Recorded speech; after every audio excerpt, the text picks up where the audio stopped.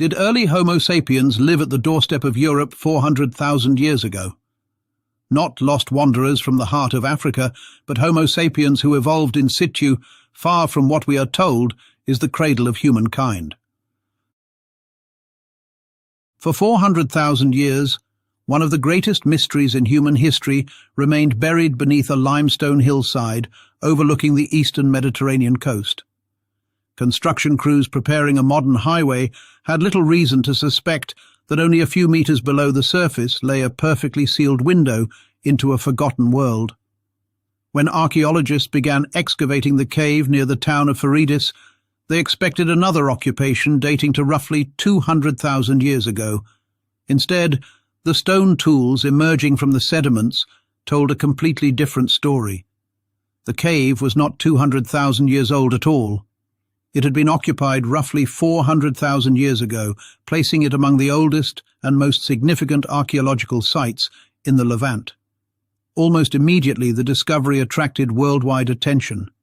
News reports described it as the home of mysterious pre-Neanderthals, presenting that description almost as though the identity of the inhabitants had already been settled. Yet the deeper one looks into the evidence, the more that confident label begins to unravel. Something does not quite fit. The cave itself occupies an extraordinary position. Located near the Mediterranean shoreline, where the Carmel Range descends toward broad coastal plains, it sits within one of the most important geographical corridors on Earth. Every major movement between Africa and Eurasia passed through this narrow stretch of land. To the west lies the Mediterranean Sea. To the east rise the mountains and the Jordan Rift Valley. Beyond them stretch the deserts leading into Arabia. To the north lie the fertile valleys connecting Anatolia and the Caucasus. To the south extends the Sinai Peninsula and northeastern Africa. Very few places on Earth possess such strategic importance.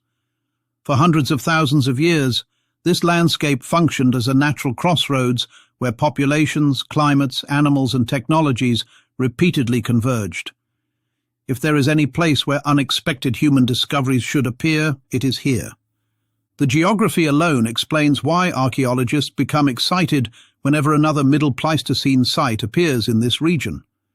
During cooler climatic intervals, grasslands spread across much of the Levant, attracting enormous herds of gazelle, wild cattle, horses, fallow deer, and elephants.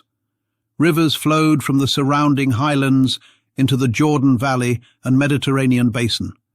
Rainfall exceeded that found today across many parts of the landscape, supporting forests of oak, pistachio, and wild olive. Temperatures fluctuated with the great Ice Age cycles, yet this corridor remained habitable through changing climates because it lay between the deserts and the sea. Human groups returning from either Africa or Eurasia naturally passed through these valleys again and again, leaving behind layer after layer of archaeological evidence spanning nearly 2 million years. The newly excavated cave represents one of the rarest periods preserved anywhere in the region. Archaeologists identified thousands of flint artifacts belonging to what specialists call the Achulo-Yabrudian cultural complex, an industry dating roughly between 400,000 and 250,000 years ago. Until recently, this period received surprisingly little attention because so few undisturbed sites survived. Earlier excavations often removed valuable deposits long before modern archaeological methods existed, while many caves collapsed or suffered erosion. The Faridis cave escaped that fate. Sealed beneath sediments for hundreds of thousands of years, it preserved a remarkably intact record of daily life. Excavators recovered carefully shaped hand axes, heavy scrapers, sophisticated blades, animal bones, and repeated evidence of controlled fire, indicating that the cave served as a long-term living place rather than a temporary shelter. Those discoveries immediately challenge an older picture of early humans. Many people still imagine 400,000-year-old populations as primitive wanderers who occasionally chipped crude stones together before moving on. The archaeological evidence tells a very different story. These people repeatedly occupied the same cave, organized living areas, hunted large game, processed carcasses, managed fire, and manufactured standardized cutting tools with remarkable efficiency. Thousands of blades, recovered from nearby sites belonging to the same cultural tradition, reveal careful planning, deliberate raw material selection, and systematic production methods that resemble organized manufacturing far more than random experimentation. Rather than striking stones together whenever a sharp edge became necessary, these people followed established sequences designed to maximize efficiency while minimizing wasted material. Indeed, the technology itself forces an uncomfortable question. If the behavior appears so organized, who exactly produced it? The simplest answer, offered in countless news stories, is that these people lived before the appearance of Neanderthals and modern humans, making them merely anonymous pre-Neanderthals. The problem is that archaeology has not actually identified the inhabitants of this newly discovered cave.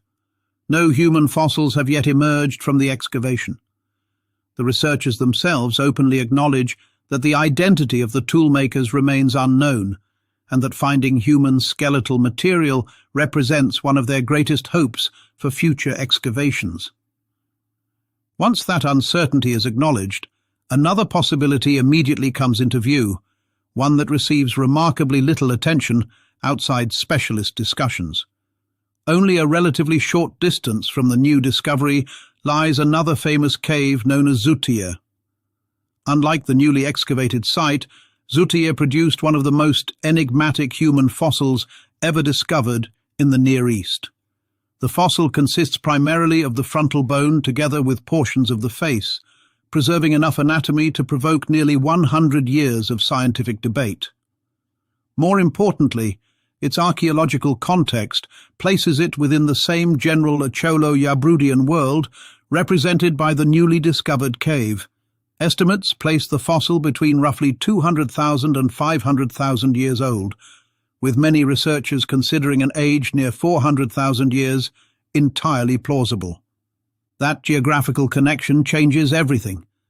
Instead of asking abstractly who occupied this region 400,000 years ago, we suddenly possess an actual fossil from almost the same landscape and cultural tradition. The obvious question becomes whether the Zuttiyeh individual belonged to the very populations producing these sophisticated technologies.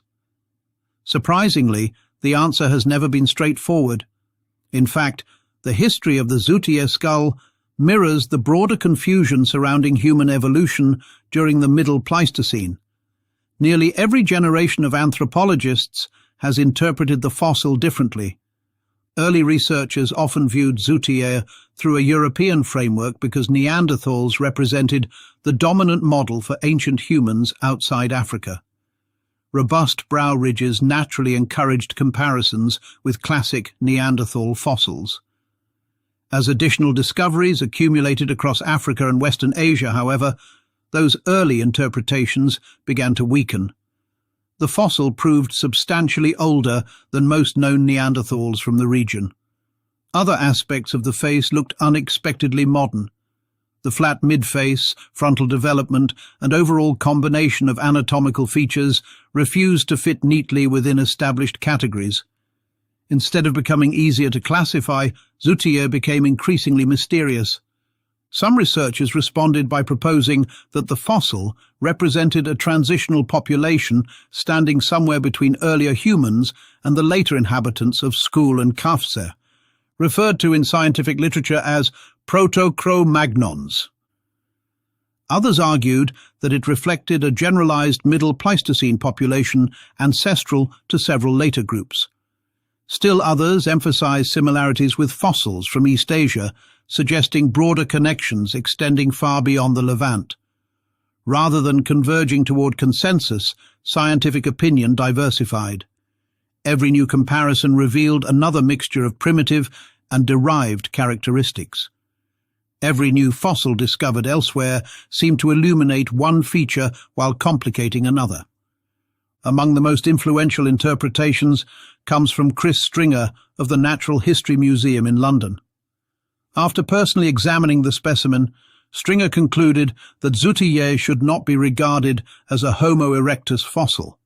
Instead, he suggested that it occupies a position comparable to Jebel Irhoud, representing an early stage along the Homo sapiens lineage. At the same time, he acknowledged another intriguing possibility, namely that the fossil lies close to the common ancestry shared by Neanderthals, Denisovans, and Homo sapiens.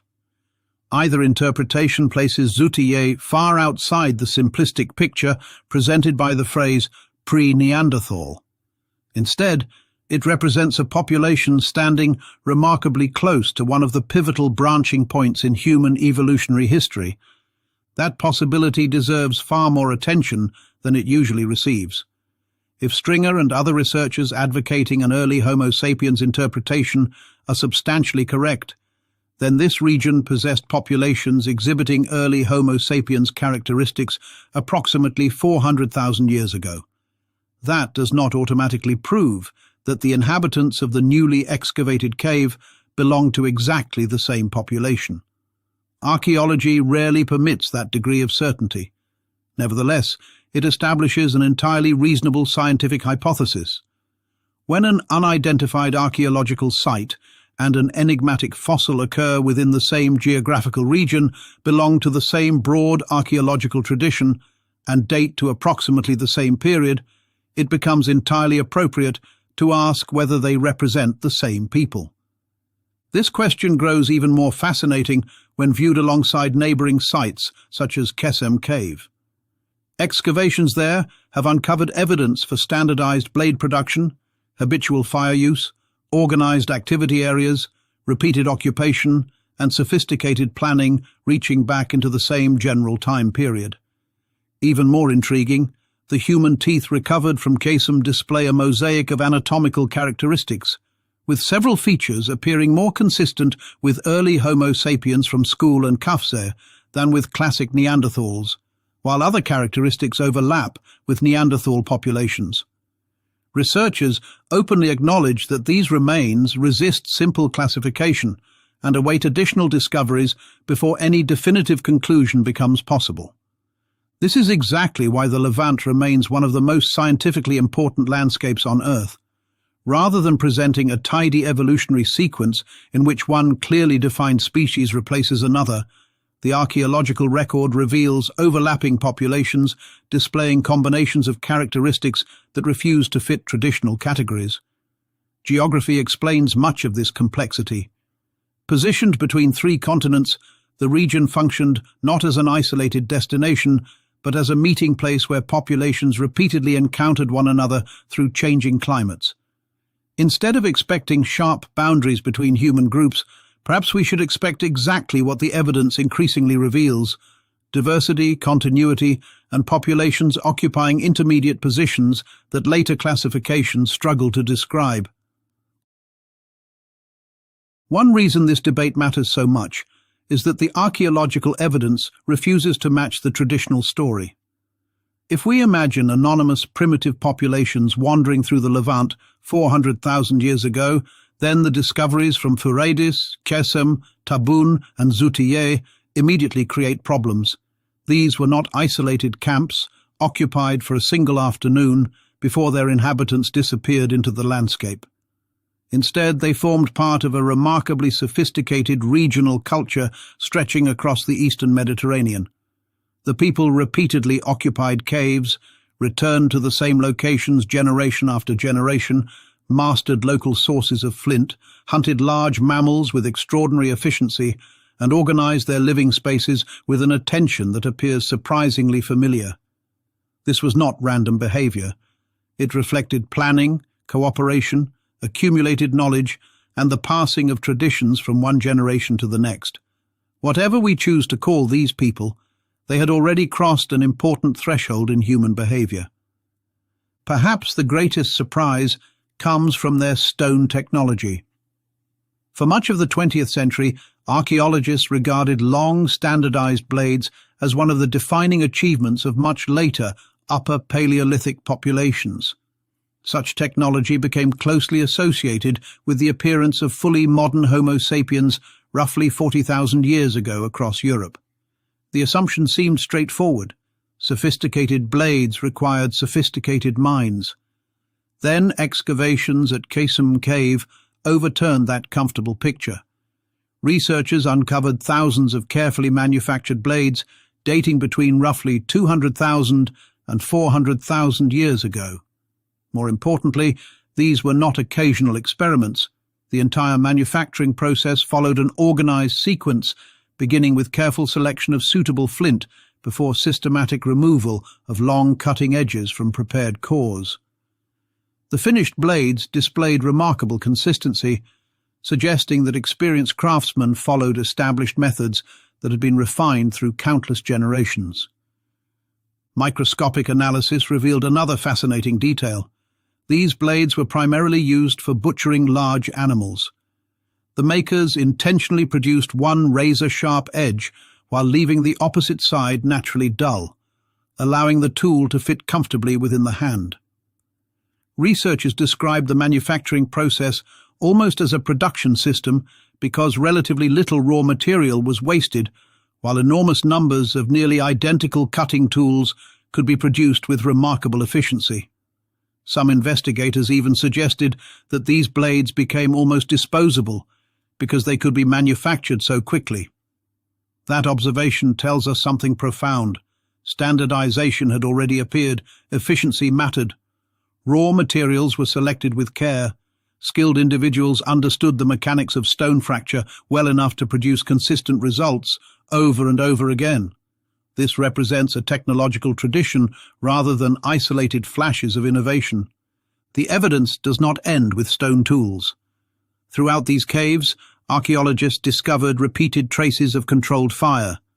Fire itself had existed long before 400,000 years ago, yet habitual daily use represents something entirely different from the occasional exploitation of naturally burning vegetation.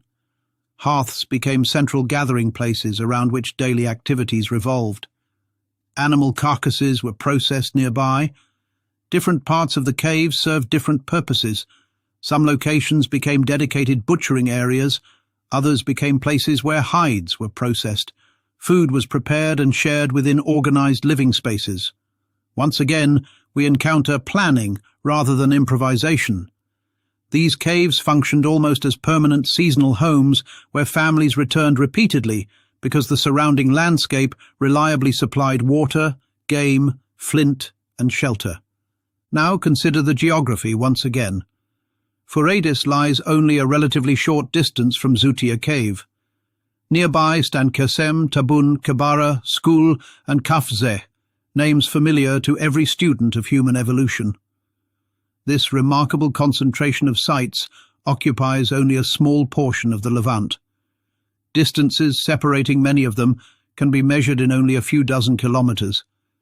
Human groups living within this landscape almost certainly encountered one another, exchanged knowledge, competed for hunting territories, and followed the same migrating herds through changing seasons.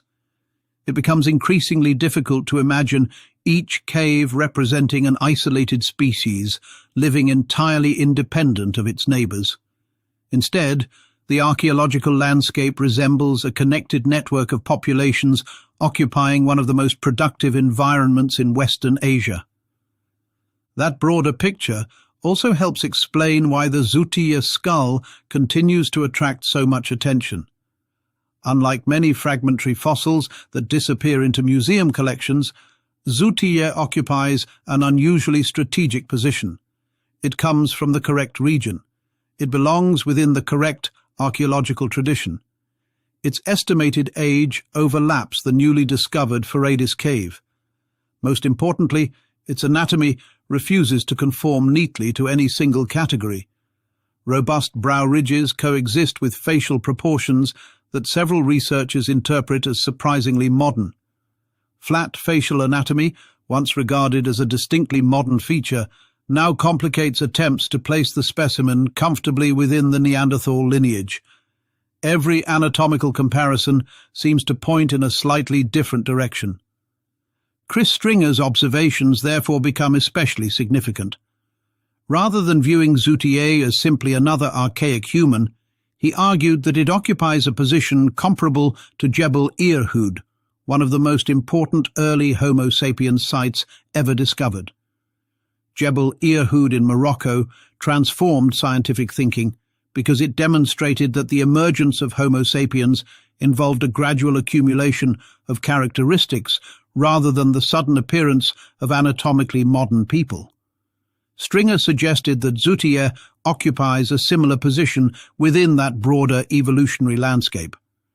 At the same time, he carefully acknowledged that the fossil also lies close to the common ancestry shared by Neanderthals, Denisovans, and Homo sapiens. Those possibilities differ in important ways, yet both place the fossil remarkably close to the origins of our own lineage. Other researchers have arrived at related conclusions through different lines of evidence. Some interpret Zuttiyeh as a transitional population leading toward the later humans represented at Skul and Qafzeh. Others classify it within an early Western Asian Homo sapiens group. Still others regard it as part of a widespread Middle Pleistocene population ancestral to multiple later branches of humanity. Not every specialist agrees, and that uncertainty deserves emphasis because it reflects the actual state of the evidence rather than a weakness in the science. The Middle Pleistocene remains one of the least understood chapters of human evolution precisely because fossils from this period remain exceptionally rare. Every new discovery forces previously accepted classifications to evolve. Ironically, the greatest obstacle to solving this mystery is not the stone tools, but the absence of human bones inside the newly excavated cave. Archaeologists already know the inhabitants hunted gazelle, fallow deer, horses, and other animals. They know these people repeatedly used fire. They know standardized blade production formed part of their daily lives. They know the cave remained occupied across an extended period, yet they still cannot place a face upon the toolmakers because no human skeletal material has appeared. The researchers themselves openly express hope that future excavations will eventually uncover the people behind this remarkable technology. Until that day arrives, every interpretation remains provisional. Still, archaeology rarely depends upon a single piece of evidence. Scientists routinely combine geography, chronology, technology, climate, and nearby fossil discoveries to construct the most reasonable interpretation available. When viewed through that broader lens, Zuttiyeh deserves serious consideration. It already exists within the same geographical region. Its archaeological context belongs to the same broad cultural world. Its estimated age comfortably overlaps the occupation of the newly discovered cave. Several respected anthropologists place it close to, or within, the early Homo sapiens lineage. None of these observations prove that the Zuttiyeh population manufactured the artifacts discovered at Furadis. Together, however, they establish a compelling scientific case that deserves far more attention than the simplistic label of pre-Neanderthal. Perhaps that phrase itself reveals the deeper problem.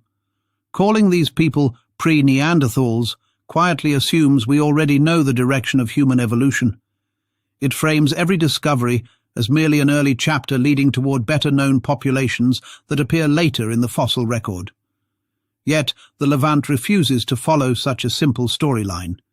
Instead, it presents a landscape occupied by populations displaying anatomical mosaics, sophisticated technologies, and behavioral innovations that appear surprisingly advanced for their age.